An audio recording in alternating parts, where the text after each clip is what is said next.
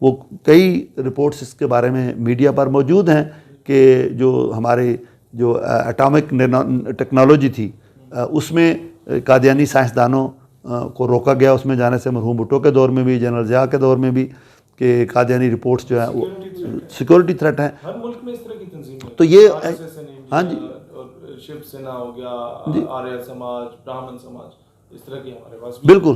تو پاکستان میں یہ سمجھا گیا اس وقت 1974 میں مرحوم بھٹو شہید کے دور میں کہ یہ نیشنل سیکورٹی تھریٹ ہیں پاکستان کے لیے.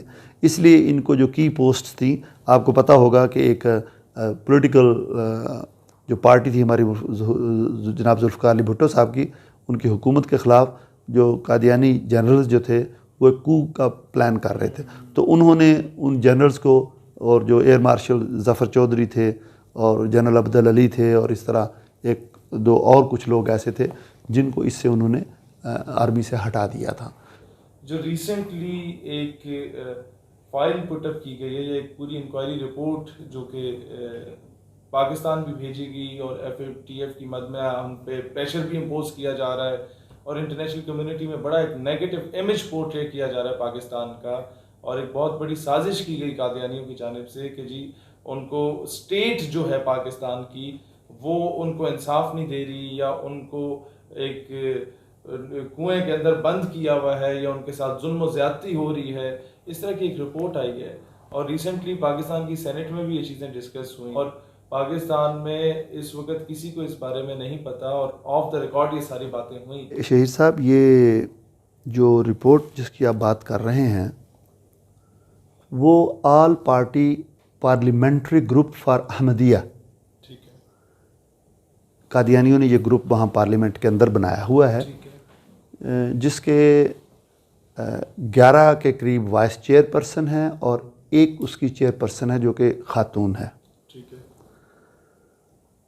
شیوون مکڈونا اس کا نام ہے، اور اس کے کوئی 30 کے قریب اراکین بھی ہیں. آل party parliamentary group for Ahmadiyya. یہ ٹوٹل 44 کے قریب پارلیمنٹیرینز کی جانب سے ایک رپورٹ شائع ہوئی ہے، جس کا ٹائٹل ہے سفوکیشن آف دی فیتھفل،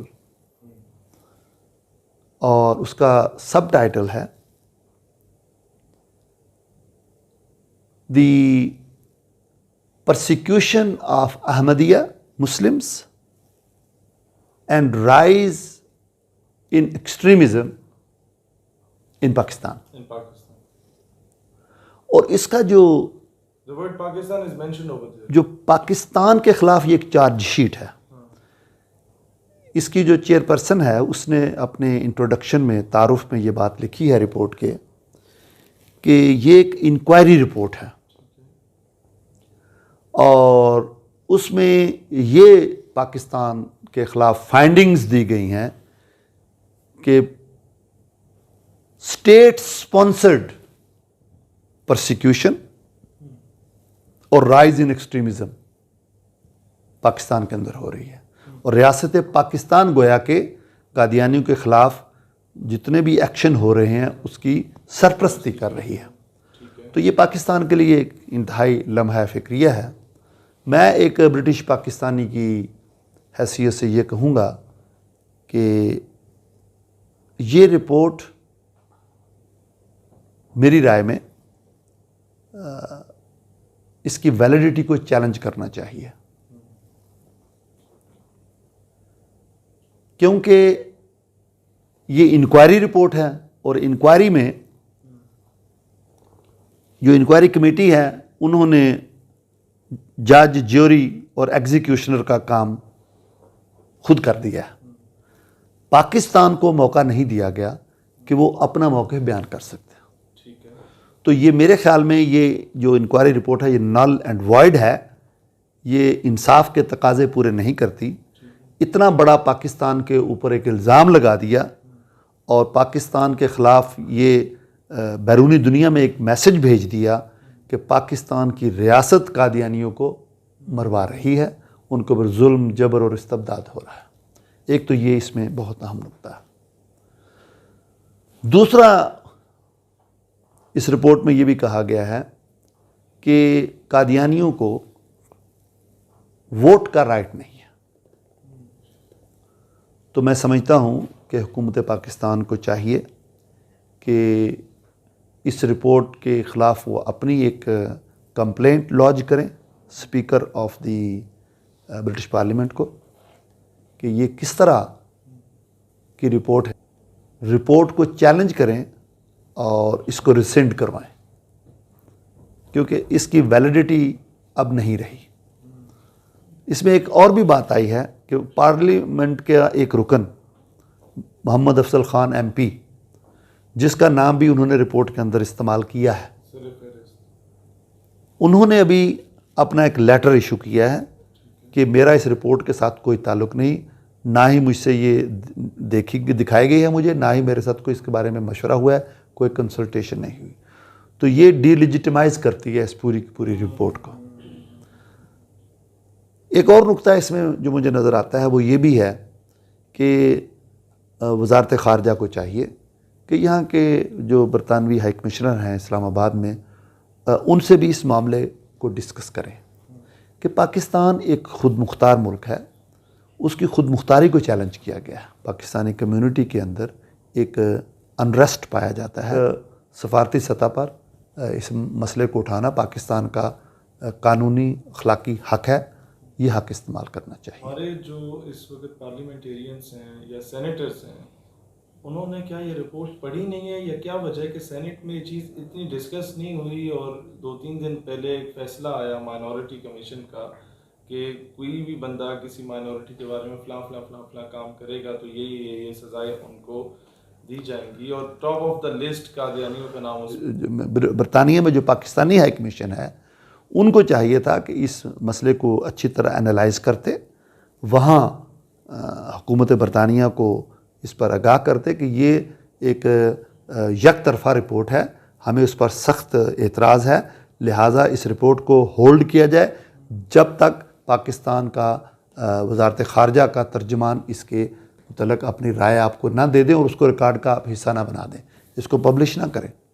نہیں تو ہم آپ کو کورٹ میں لے جائیں گے. اور ابھی بھی کورٹ میں یہ لے جا سکتے ہیں. یہاں کے جو پارلیمنٹیرینز ہیں کہ یہ 167 صفحوں کی رپورٹ ہے, اس کو کون پڑھے گا, کوئی نہیں پڑھے گا, کسی نے بتا دی تو وہ سن لیں گے.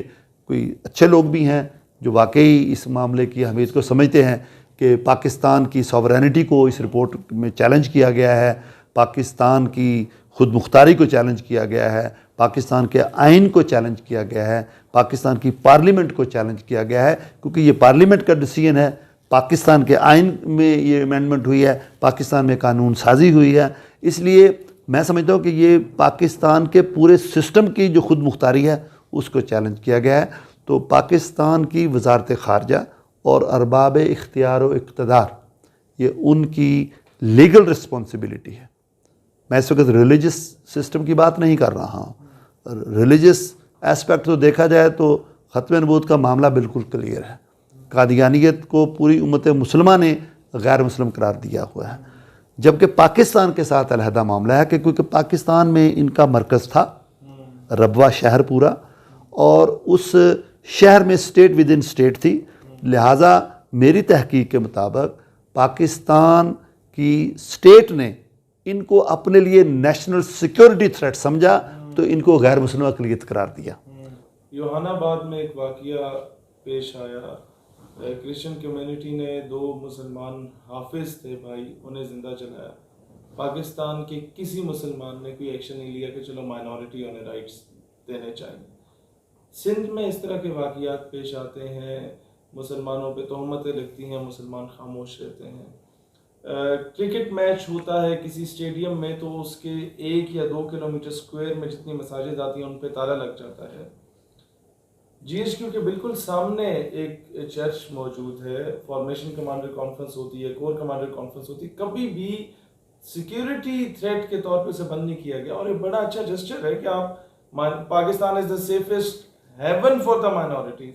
25 دسمبر کو آپ کا کوئی بھی اسٹیک ہولڈر آپ کو مزار قائد پہ نظر نہیں آئے گا, وہ مختلف چرچز میں آپ کو نظر آئیں گے.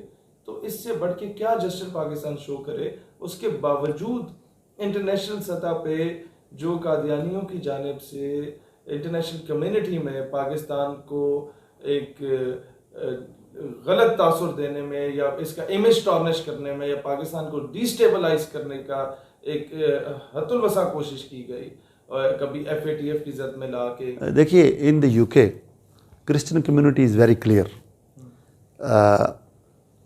Like Pakistanis, Muslims, we are very clear, but there will be many Pakistani. They don't know what Qadianis are.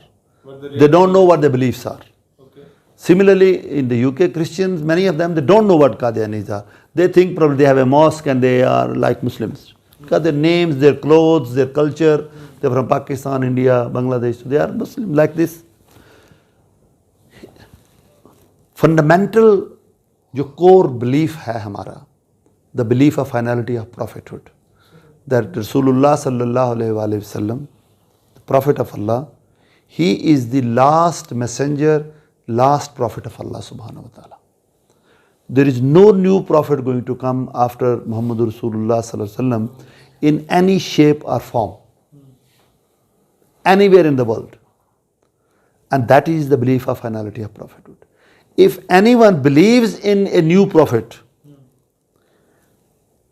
or if anybody claims to be a new prophet, the claimant and the followers of that false claimant, all of them, they are out of fold of Islam immediately. They have nothing to do with Islam. Nothing to do.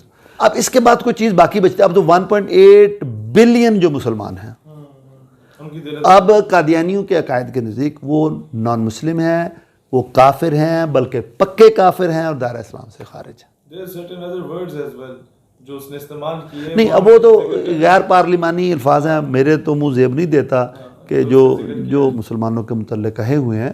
بہرحال یہ تو ہے عقیدہ ختم, وہ جو کہ ہر مسلمان اس کو جانتا ہے. اب انہوں نے کہا کہ ہر وہ شخص جو موسیٰ کو تو نبی مانتا ہے مگر عیسیٰ کو نہیں, یا عیسیٰ کو نبی مانتا ہے مگر محمد صلی اللہ علیہ وسلم کو نہیں, یا محمد صلی اللہ علیہ وسلم کو نبی مانتا ہے مگر مرزا صاحب مسیح موعود کو نہیں, وہ نہ صرف کافر بلکہ پکا کافر اور دائرہ اسلام سے خارج. اب اس کے بعد کیا پیچھے بچتا ہے مسلمانوں کے پاس؟ ہماری کوئی ان سے کوئی ذاتی لڑائی ہے؟ برق صاحب ہیں ماشاءاللہ, یہ پہلے یہ قادیانی تھے, پھر اللہ نے نبی پاک صلی اللہ علیہ وسلم کی زیارت سے ان کو اسلام کی روشنی دی, یہ مسلمان ہوئے.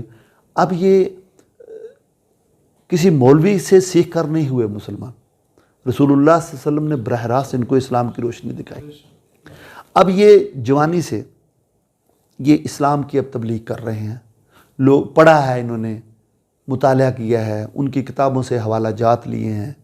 اب ان کے پھر والدہ بھی, والد بھی, بھائی بھی, اور 500 سے قریب مسلمان اور مسلمان رپورٹس شائع ہوئی ہیں. قادیانی اسی طرح, وہ بندہ یہاں سے نکلا, آپ نے اس پر پوری ایک ویڈیو بھی بنائی تھی, وہ جو ٹیچر عبدالشکور کے اوپر. اب شباز, اس کا جو شباز تاثیر ہے, شان تاثیر, اس کا بیٹا سلمان تاثیر, سلمان تاثیر کا, وہ اس نے جا کر وہاں ٹرمپ سے مل کر پاکستان کے خلاف, دیکھے کھاتے پاکستان کا ہے اور بھونکتے بھی پاکستان کے خلاف ہے. افسوس اس بات کی کہ پاکستان کی گورنمنٹ نے کوئی ایکشن نہیں لیا. پاکستان کی گورنمنٹ میں اس وقت مجبوری یہ ہے, پرابلم یہ ہے ہمیں, کہ پاکستان کی حکومت کے پاس اتنے اس وقت گٹس نہیں ہیں, اتنی انرجی نہیں ہے, اتنی ان کے پاس اخلاقی جرت نہیں ہے کہ وہ پاکستان کا دفاع کر سکیں. That is the tragedy we have in hand. سے کہوں کہ آپ ایک ذمہ دار پارلیمنٹیرین ہیں, this is totally out of order that you name it as an inquiry report, whereas there is no comment taken by the Pakistani government. Hence, this report needs to be rescinded, and a new report needs to be commissioned where they invite Muslims as well. یہ تو قادیانیوں کی report لکھی ہوئی ہے, ایسے لگ رہا ہے. یہ the parliamentarians need to sit up, they need to get up from their backside and do some hard work. کسی کی لکھی ہوئی رپورٹ کو پبلش نہ کریں. اس رپورٹ میں تو سارا قادیانیوں نے جو ایک رپورٹ بنائی ہے وہ ان کو دے دی ہے, انہوں نے پبلش کر دی ہے. مسلمانوں کو بھی پوچھتے نا کہ آپ کے مسائل کیا ہیں. وہ شیوون میکڈونا صرف قادیانیوں کی نہیں ہے, وہاں کی جو لوکل مسجد تھی ان سے پوچھتی, وہاں پر اسلامک سینٹر ہے ماڈرن میں, ان سے پوچھا ہے شیوون میکڈونا نے کہ آپ کا کیا موقف ہے اس بارے میں کہ پاکستان میں یہ ظلم ہو رہا ہے اور حکومت وقت اس کی حکومت پاکستان سرپرستی کر رہی ہے. ان سے نہیں پوچھا گیا, صرف قادیانیوں کے لوگوں کو کیوں پوچھا گیا.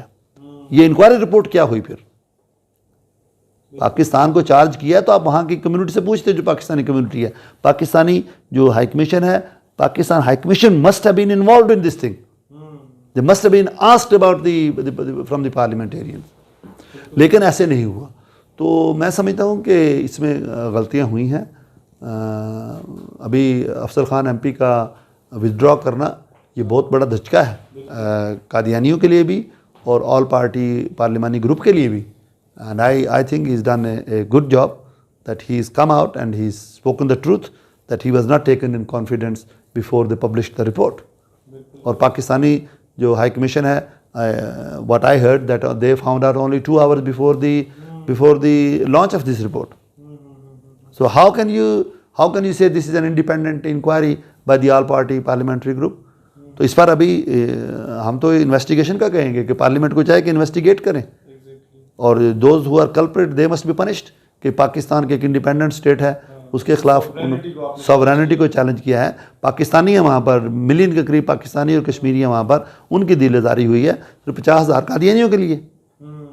تو پھر تو لوگ سچے ہیں نا کہ کہتے ہیں کہ برطانوی حکومت قادیانیوں کے لیے کام کرتی ہے اور قادیانی برطانوی حکومت کے لیے کام کرتے ہیں. لوگ پھر جب لوگ ایسے الزامات لگائیں گے تو لگائیں گے ایسی وجوہات پر ہی کہ پارلیمنٹری گروپ نے ایک جسٹس نہیں کیا وہاں پر. British Parliament, it is a very respectable institution throughout the world, and to me they have damaged the partiality of British Parliament. So kind of you for your precious time. تمام مسلمانوں سے, پاکستانیوں سے درخواست ہے کہ it's the high time to come forward in order to defend the dignity and honor of Rasulullah alayhi salatu wasalam. It's the high time to come forward in order to defend the dignity and sovereignty of Pakistan. I must say, Islamic Republic of Pakistan. Pakistan ہمیشہ زندہ باد.